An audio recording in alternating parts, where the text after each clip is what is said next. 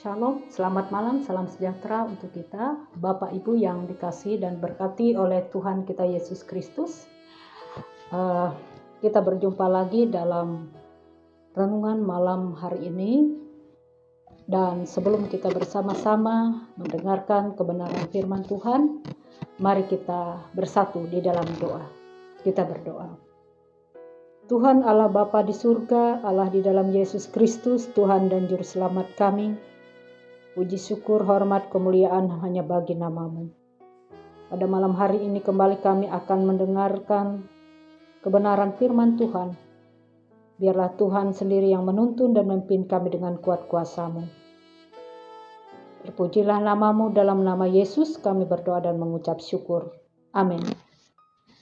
Ibu Bapak yang dikasihi dan diberkati Tuhan Yesus Kristus, nas Alkitab kita pada malam hari ini sesuai dengan nas Almanach GKE terdapat di dalam Ibrani pasal 6 ayat yang ke-13 sampai yang ke-20 dengan tema menaruh pengharapan pada Tuhan. Salah satu esensi kekristenan yaitu pengharapan. Ini dapat kita lihat di dalam Roma pasal yang ke-10 ayat yang ke-17. Pengharapan atau berharap artinya keinginan supaya itu terjadi. Pengharapan berbicara tentang seberapa fokus kita kepada masa depan. Pengharapan tidak berdiri sendiri tetapi berkaitan dengan iman. Karena iman membuat orang memiliki pengharapan kepada Allah. Pengharapan adalah sikap orang percaya yang mengenal Allah. Pengharapan adalah satu keyakinan bahwa itu akan terjadi. Nah, suatu sikap serta cara hidup yang mengandalkan pada kehendak Allah.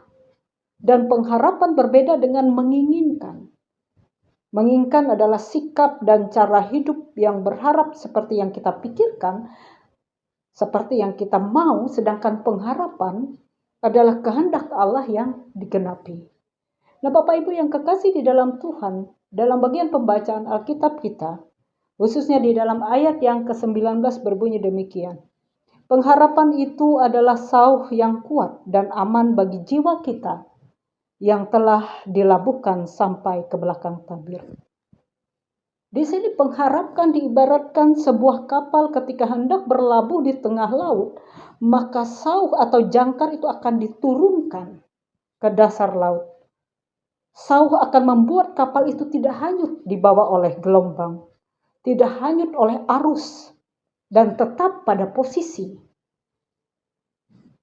Dengan demikian bahwa pengharapan itu membuat kita mampu bertahan di dalam menghadapi gelombang kehidupan.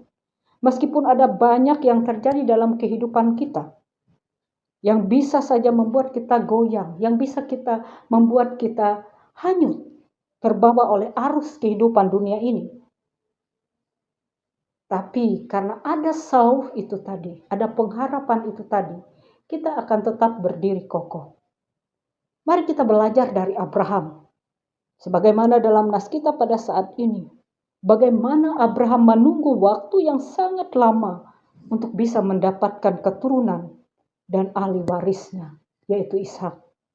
Abraham sabar menanti janji Allah dengan sepenuh hati. Dan Abraham yakin serta percaya Allah akan menggenapi janjinya. Itu adalah pengharapan Abraham. Walau sebagian janji Allah itu tidak Abraham alami secara langsung. Dan belum ia alami secara langsung. Namun Abraham memilih untuk tetap percaya bahwa suatu saat janji itu terwujud sesuai dengan waktu dan kehendak Tuhan. Hanya mereka yang tetap memiliki pengharapan yang akan mampu melihat dan mampu mengalami janji-janji Allah yang melampaui kenyataannya. yang ada pada saat ini. Karena pengharapan itu adalah sauh yang kuat dan aman bagi jiwa kita. Jangkar yang kokoh yang membuat kapal itu tidak terhanyut di arus derasnya, ombak dan gelombang lautan. Kita percaya bahwa iman dan pengharapan bekerja secara bersama-sama, juga dilengkapi oleh kasih yang menyempurnakan. Iman kepada Kristus menimbulkan pengharapan hadirnya anugerah Allah. Karena itu, Bapak Ibu yang kekasih dalam Tuhan Yesus Kristus, sadarkanlah diri kita kepada Allah. Sandarkanlah pengharapan kita kepada Allah, maka Dia tidak akan mengecewakan kita. Saudara-saudara yang dikasihi dan diberkati oleh Tuhan kita Yesus Kristus, setiap orang percaya harus hidup dalam pengharapan, yaitu hidup mendasarkan dirinya pada anugerah Allah di dalam diri Tuhan Yesus Kristus. Karena hanya di dalam dirinya lah ada pengharapan. Dan pengharapan kita pada Yesus tidak pernah mengecewakan. Karena kasih Allah telah dicurahkan di dalam hati kita. Orang-orang percaya memiliki pengharapan.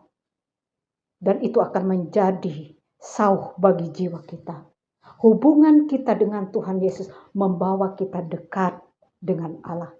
Di mana kita dapat menyerahkan setiap pergumulan dan setiap beban kita, serta memohon pertolongan kepada Allah, seraya berpegang teguh kepadanya. Maka dengan demikian, seberat apapun, sesulit apapun, pergumulan, masalah, tantangan hidup yang kita hadapi saat ini, tetaplah memilih pengharapan, tetaplah memegang janji Tuhan itu.